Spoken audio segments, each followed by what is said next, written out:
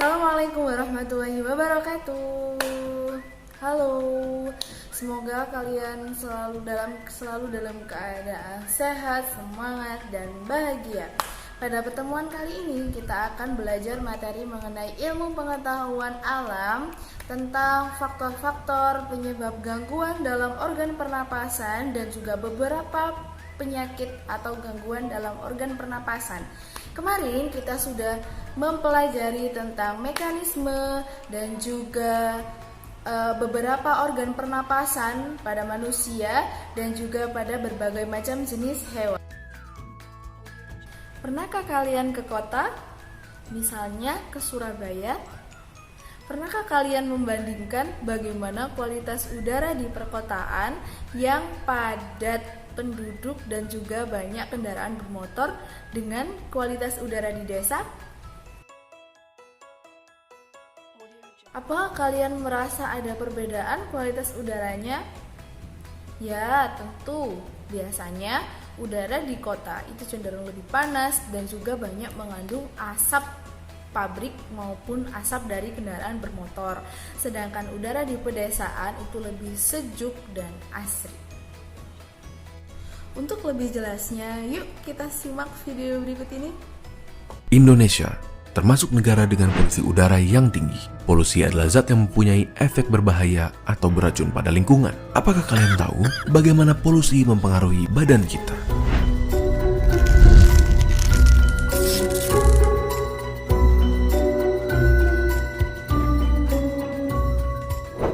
Terdapat dua cara polusi memasuki udara. Yang pertama, point source, di mana polutan berasal dari satu sumber seperti emisi pabrik. Yang kedua adalah non-point source, di mana polutan berasal dari banyak sumber seperti mobil. Terdapat dua jenis polutan, di mana polutan primer adalah polutan yang dapat menyebabkan kerusakan secara langsung atau bereaksi di udara untuk membentuk zat yang merusak, dan polutan sekunder, di mana polutan terbentuk sebagai hasil reaksi antara polutan primer dan komponen udara. Tiga organ utama yang dipengaruhi oleh polusi udara adalah tiga organ yang sangatlah penting: paru-paru, jantung, dan otak. Polutan di udara adalah molekul-molekul kecil yang dapat dengan mudah masuk ke dalam tubuh di saat kita bernafas. Mereka dapat menyebabkan inflamasi di paru-paru yang dapat mengakibatkannya kehilangan kapasitas dan mengurangi fungsinya seiring waktu. Penumpukan polutan ini dapat menyebabkan penyakit pada paru-paru kita seperti asma, emfisema, bronkiolitis, bahkan kanker.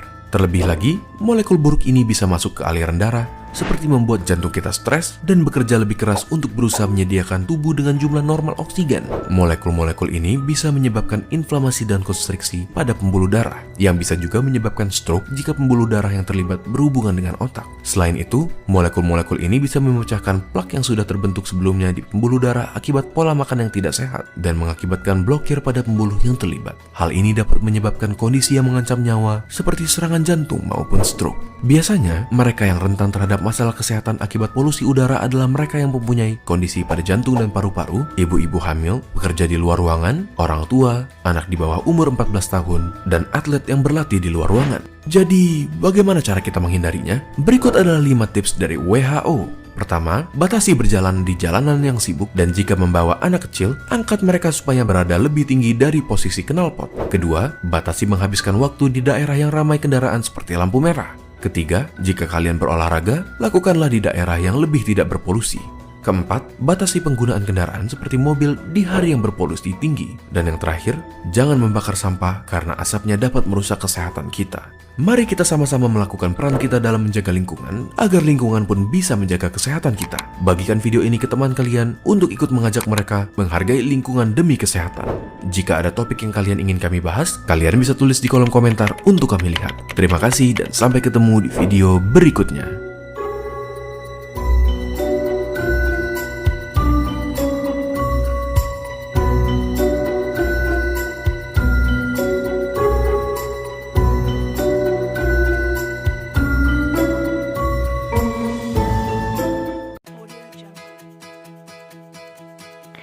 Faktor penyebab gangguan pernapasan. Di mana faktor penyebab gangguan pernapasan ini dapat dibedakan menjadi 3. Yang pertama, faktor fisik. Kelainan organ pernapasan dapat terjadi sejak lahir. Yang kedua, faktor penyakit. gangguan pernapasan karena penyakit seperti batuk, influenza, asma, dan lain-lain. Yang ketiga, faktor lingkungan. Gangguan pernapasan karena lingkungan yang kotor. Lingkungan yang kotor menyebabkan udara kotor. Gangguan pernapasan. Ketika organ pernapasan bermasalah, tubuh akan mengalami kesulitan dalam memperoleh oksigen dan membuang karbon dioksida.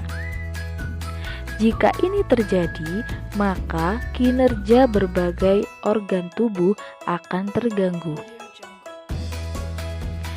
Adapun beberapa gangguan dan penyakit organ pernapasan adalah sebagai berikut. Yang pertama, influenza atau flu disebabkan oleh virus influenza dan cara penularannya yakni melalui udara, hasil bersin, dan batuk penderita. Masa inkubasi 1-4 hari. Adapun gejalanya, pilek, hidung tersumbat, bersin-bersin, tenggorokan gatal, demam, sakit kepala, dan sakit otot. Yang kedua, yakni asma, disebabkan oleh penyempitan pada saluran pernapasan akibat adanya aktivitas berlebih yang mengakibatkan munculnya peradangan dan penyempitan pada pembuluh darah. Penyebabnya adalah alergi, debu, bulu, atau perubahan cuaca. Gejala asma yakni sesak napas, batuk, dan suara mengek atau bisa disebut sebagai bengek. Yang ketiga, emfisema disebabkan oleh pembengkakan paru-paru karena pembuluh darah pada paru-paru kemasukan udara. Gejalanya sesak napas terus-menerus yang menghebat, merasa cepat lelah, dan letih. Yang keempat, kanker paru-paru disebabkan oleh pertumbuhan sel yang tidak terkendali dalam jaringan paru-paru. Penyebabnya adalah zat karsinogen dari lingkungan, bisa juga karena merokok.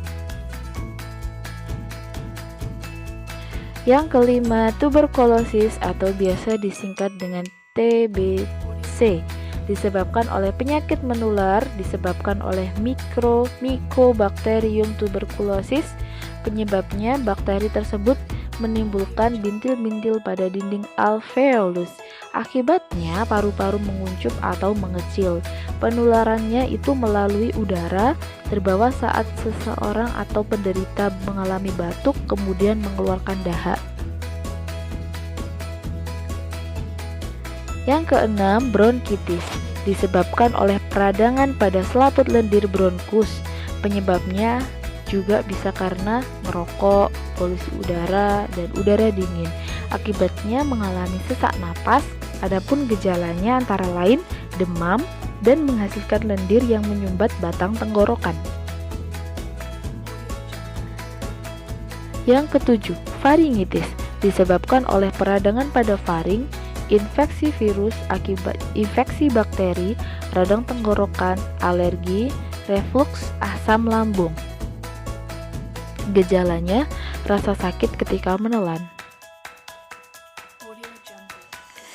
Yang kedelapan, ini adalah gangguan dan penyakit organ pernapasan yang sekarang ini sedang kita hadapi dan sedang dunia hadapi. Semoga wabah ini segera berakhir dan kita bisa beraktivitas seperti sedia kala. Amin. Yakni COVID-19 disebabkan oleh infeksi virus COVID-19 yang dapat menyerang siapa saja, baik anak-anak, orang tua, ibu hamil, ibu menyusui, lansia, remaja. Adapun mekanisme penularannya, yang pertama, tidak sengaja menghirup percikan ludah dan dari bersin atau batuk menderita COVID-19. Yang kedua, memegang mulut atau hidung tanpa cuci tangan. Yang ketiga, kontak jarak dengan penderita COVID-19. Maksudnya di sini tuh bersalaman atau bersentuhan seperti itu. Cara mencegahnya, yang pertama menghindari kerumunan, kedua mencuci tangan dengan benar, yang ketiga menggunakan masker saat beraktivitas di luar, Yang keempat, menjaga daya tahan tubuh. Bisa dengan minum air rebusan jahe, wedang jahe ya kita biasa menyebutnya, atau banyak mengkonsumsi vitamin C dan lain sebagainya. Adapun gejalanya, yang pertama demam, kemudian batuk, pilek, sesak napas, dan kesulitan bernapas.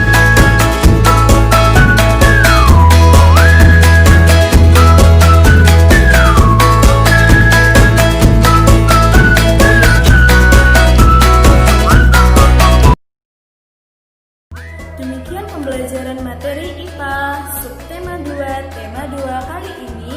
Apabila ada salah-salah kata, saya mohon maaf yang sebesar-besarnya. Tetap semangat ya dalam belajar. Saya akhiri. Assalamualaikum warahmatullahi wabarakatuh.